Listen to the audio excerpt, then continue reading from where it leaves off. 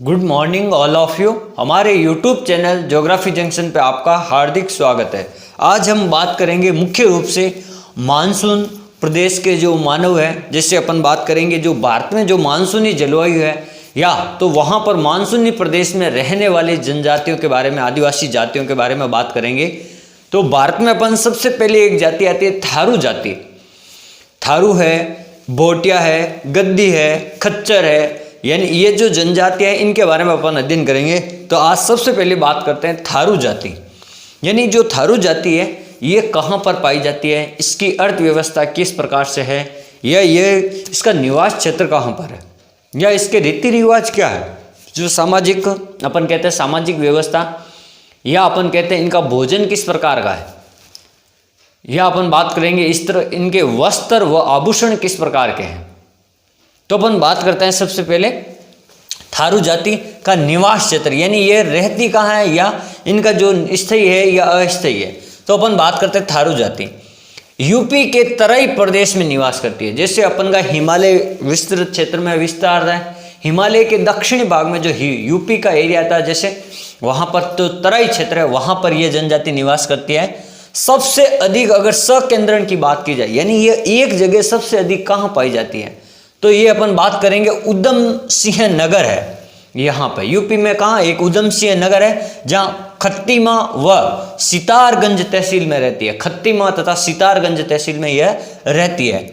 UP सरकार ने 1967 ईस्वी में इनको अनुसूचित जनजाति का दर्जा दे दिया है, यानी उनको एसटी का दर्जा दे दिया। किसका? एसटी का दर्जा दिया है, अनुसूचित जनजाति। ये ध्यान रखना, इनको अनुसूचित जनजाति का दर्जा दिया 1967 में। फिर अपन बात करते हैं ये कहाँ निवास करती है, निवास क्षेत्र। जैसे उत्तर प्रदेश तथा नेपाल के निकट, उत्तर प्रदेश और नेपाल के निकट पीलीभीत,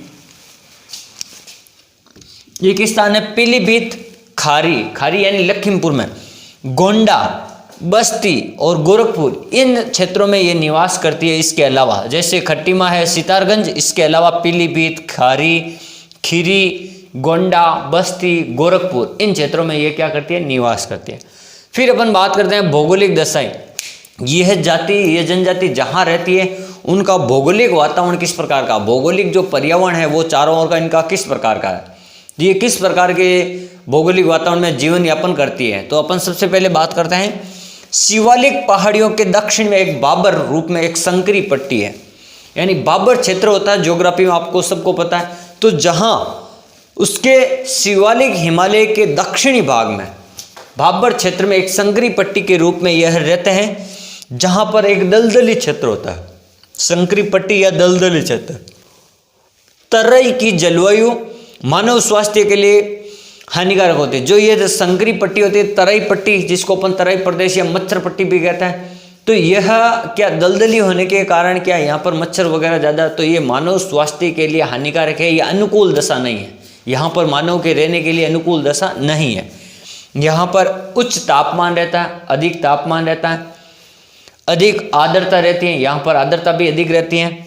लंबी घास क्षेत्र, यानी लंबी घास के क्षेत्र होंगे। यहाँ पर मच्छरों का प्रकोप, यानी ये जो मैंने अभी कहा था, जो दलदली क्षेत्र आर्द्रता अधिक है, घास फूस अधिक है, तो यहाँ पर जो मच्छर है वो ज़्यादा होंगे, इसलिए इस क्षेत्र को अपन मच्छर पेटी भी कहते हैं। मलेरिया वगैरह रोग हो जाते हैं, अनेक प्रकार के रोग। अब अपन बात करते हैं जो ये थारू जनजाति है, इसका जो शब्द है नामकरण कहाँ से हुआ उसकी बात करते हैं। जैसे 1847 ईस्वी में नॉल्स, एक भूगोलवेत्ता या भूगोलवेत्ता थे, नॉल्स ने पहाड़ी लोगों के लिए एक शब्द का प्रयोग किया, थरना। क्या प्रयोग किया? थरना। थारू के लिए थरना शब्द का प्रयोग किया था, थरना प्रयोग करते हुए, जिसका अर्थ था कि परिभ्रमण करना। यानी इन्होंने जो एक शब्द काम में लिया था नॉल्स ने 1847 में, थरना शब्द, और उसका शाब्दिक अर्थ क्या होता है? भ्रमणशील, यानी जो भ्रमण करने वाली जो जातियां होती है। इसलिए इन्होंने जो ये जाति भी जो अपना अस्थायी निवास रखते हैं, लेकिन इधर उधर ये मौसम के अनुसार स्थानांतरणशील है, क्योंकि ये पशु चारण का काम करती है। तो पशुओं के लिए जो गर्मियों में और सर्दियों में जो चारे की व्यवस्था के लिए पहाड़ी इलाकों में आते जाते हैं और मैदानी क्षेत्रों में, पहाड़ी इलाकों फिर वापस मैदानी क्षेत्रों में, इस प्रकार ये घूमते रहते हैं। इसलिए इनका नाम परिभ्रमण करना होता है। यानी थारू या थरना का अर्थ क्या होता है? परिभ्रमण करना। बाद में इसे ही थरना को, शब्द को ही बाद में थारू कहा गया। क्या कहा गया? थरना को ही बाद में क्या कहा गया? थारू।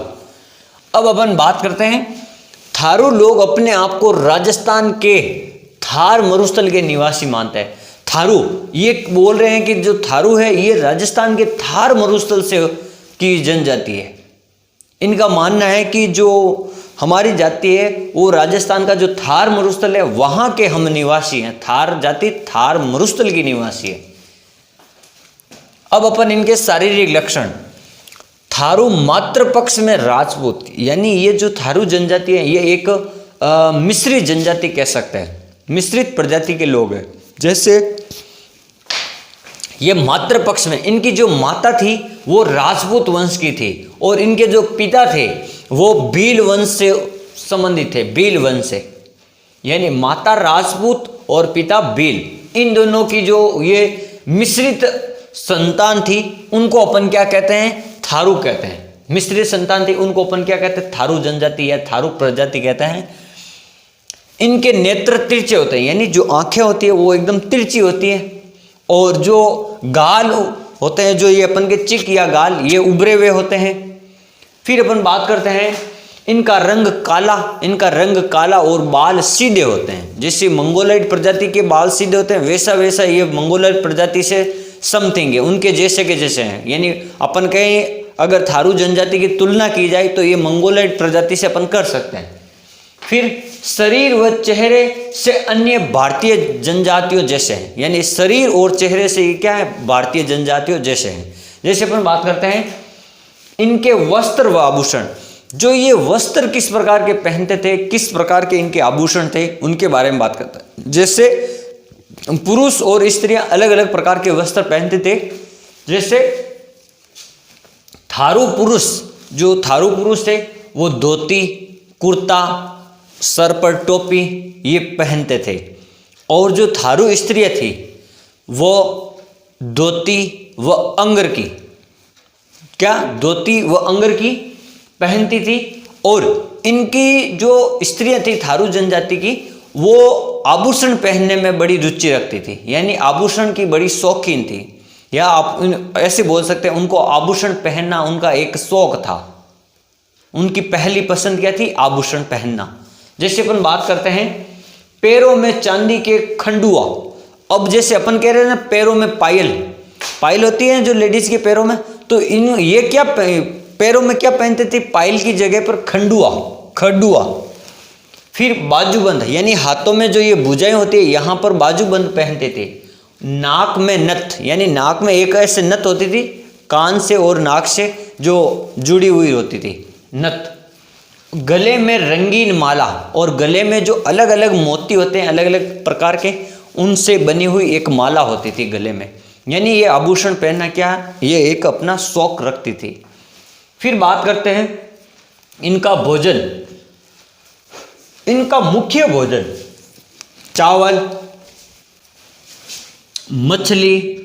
इनका मुख्य भोजन क्या था? चावल, मछली, दाल और दूध, दही। जो ये पशुपालन करते थे, पशु चारण करते थे, उनके साथ साथ में ये पशुओं से दूध है, दही है, क्रीम वगैरह, पनीर, मक्खन, इनका भी ये सेवन करते थे। यानी चावल, मछली, दाल, दूध, दही, पनीर।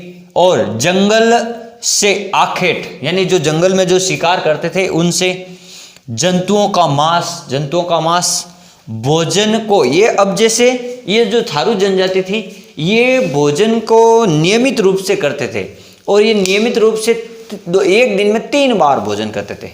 अपन कहते हैं ना सुबह के टाइम, दोपहरी का टाइम दोपहर में, और शाम के टाइम। अपन भी 3 टाइम भोजन करते हैं, कोई जो होते हैं वो 2 टाइम भोजन करते हैं। तो जो 3 टाइम भोजन करते हैं, तो इन्होंने थारू जनजाति में इन्होंने सुबह को भोजन को अलग नाम दिया, दोपहर को अलग नाम दिया और शाम को अलग नाम दिया। जैसे अपन बात करते हैं जो सुबह का भोजन होता है, उन्होंने इनको नाम दिया कलेवा। अपन भी मारवाड़ी में कहते हैं कलेवा करके आया क्या, यानी सुबह का नाश्ता करके आया क्या। फिर अपन बात करते हैं मिंगी, अपन तो कहते हैं दोपहरी, और ये क्या कहते हैं मिंगी। दोपहर के भोजन को क्या कहते हैं मिंगी, और अपन कहते हैं शाम के भोजन को, तो ये क्या कहते हैं बेरी। जो अभी भी मारवाड़ में है वो शाम के भोजन को ब्याड़ू कहते हैं, क्या कहते हैं, और यहाँ पर क्या कहते हैं बेरी, यानी कलेवा, मिंगी, बेरी। ये ध्यान रखना भोजन के नाम है। आपको सीधा पूछेंगे मिंगी और बेरी क्या है, मिंगी से तात्पर्य है, आप पता ही नहीं मिंगी क्या है, ये ध्यान रखना। फिर बात करते हैं अर्थव्यवस्था। ये जो है ये किस प्रकार के, इनकी अर्थव्यवस्था का मुख्य आधार क्या था, ये किस प्रकार अपनी जीविका पार्जन करते थे, या ये किस प्रकार से अपनी जो जीविका के साधन के रूप में चलाते थे, किससे। तो अपन बात करते हैं ये मुख्य रूप से सीढ़ीनुमा खेती करते थे, क्योंकि ये जो पहाड़ी इलाकों में रहते हैं तो ये क्या करते थे, सीढ़ीनुमा खेती करते थे। और जुमिंग कृषि, जुमिंग कृषि से आप सब जानते हैं जो पहाड़ी इलाकों में जो कृषि की जाती है, जो 2-3 साल बाद में जगह चेंज कर लेते हैं, यहाँ कृषि की, 2-3 साल बाद में दूसरी जगह पेड़ों को, वनों को जलाकर वहाँ कृषि की, फिर दूसरी जगह चले जाते हैं 2-4 साल बाद में, यानी एक स्थान पर 2-3 साल रहते हैं, वनों को जला के काट के वहाँ कृषि करते हैं, फिर दूसरी जगह, फिर दूसरी, ऐसी जगह बदलते रहते हैं। इस प्रकार की कृषि को अपन वालरा कृषि या जुमिंग कृषि कहते हैं।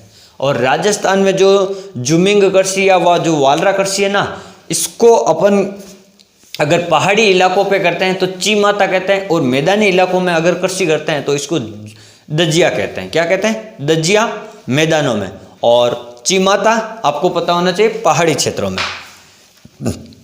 फिर अपन बात करेंगे इनकी जो बस्तियां होती है, आवास का आकार किस प्रकार का होता है, वो किसके बने हुए होते हैं। इनके जो मकान या घर होते हैं ना वो अस्थायी प्रकार के, तो वो किसके बने होते हैं, जैसे लकड़ी, पत्थर, बांस, बेंत, ताड़ी की पत्तियां, एक पौधा आता है ताड़ी, उसकी पत्तियां होती है, जैसे खजूर जैसा होता है उसकी जैसी पत्तियां, इनकी बनी झोंपड़ियां होती थी, यानी कच्चे अस्थायी मकान होते थे, अस्थायी घर। फिर अपन बात करते हैं सामाजिक व्यवस्था की, यानी इनके जो समाज में किस प्रकार के रीति रिवाज थे उनके बारे में बात करते हैं। ये कौन कौन से त्योहार मनाते थे अपने समाज में, उनकी बात करते हैं।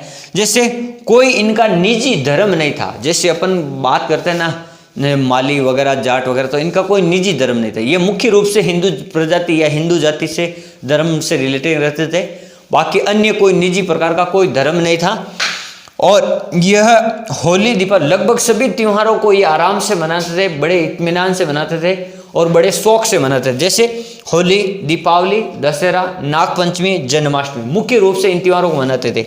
होली, दीपावली, दशहरा, नागपंचमी और जन्माष्टमी। फिर ये जो लोग होते बड़े ही ईमानदार, सीधे साधे और सरल एवं शांत स्वभाव के होते थे। ये ज़्यादा झगड़ा वगड़ा नहीं करते थे, ये शांत स्वभाव के होते थे, सरल और सीधे और ईमानदार लोग होते थे। फिर अपन बात करते हैं, इनमें एक प्रथा थी, जो पति होता था और जो पत्नी होती थी, तो पति पत्नी के बीच में एक संबंध था, जो पत्नी का आदेश हमेशा मानना पति के लिए अनिवार्य था। यानी एक पति को अपनी पत्नी का अधिकार, यानी पत्नी का कहना मानना पड़ता था। थारू जाति में ये ध्यान रखना, पति को पत्नी का कहना मानना पड़ता था। पति को सर्वस्व समझती थी। जो पत्नी थी उनसे काम भी करवाती थी और पति को कहती आप सर्वस्व हो, आप मेरे पति परमेश्वर हो, यानी मैं आपके अलावा किसी को नहीं जानती हूँ। तो ये यानी पति को सबसे ऊंचा सम्मान देना, सबसे बड़ी बात जो कहते हैं ना पतिव्रता नारी, तो वो वही बात है इनमें थारू जनजाति में। ये अपने पति को मूल रूप से या मेन या अपने कह सकते हैं मुख्य रूप से पति को मानती थी, स्वीकार करती थी। जैसे अपन बात करते हैं, इनमें विधवा विवाह होता था, यानी ये जो लोग होते थे थारू जाति के, ये विधवा विवाह करने में जो मान्यता थी इनकी, ये बोल रहे थे विधवा विवाह। तो और जैसे कोई विधवा विवाह कैसे करता था, जैसे देवर भाभी का विवाह भी चलता था इनके मध्य, यानी देवर और भाभी विवाह कर सकते थे, ऐसी मान्यता थी। फिर दूसरा, अगर किसी का विवाह साली का विवाह, यानी जो किसी की पत्नी मर जाती थी तो वो उसकी बड़ी बहन या उसकी छोटी बहन यानी उसकी साली से वो विवाह कर सकता था। इस प्रकार की थारू जनजाति में मान्यता है।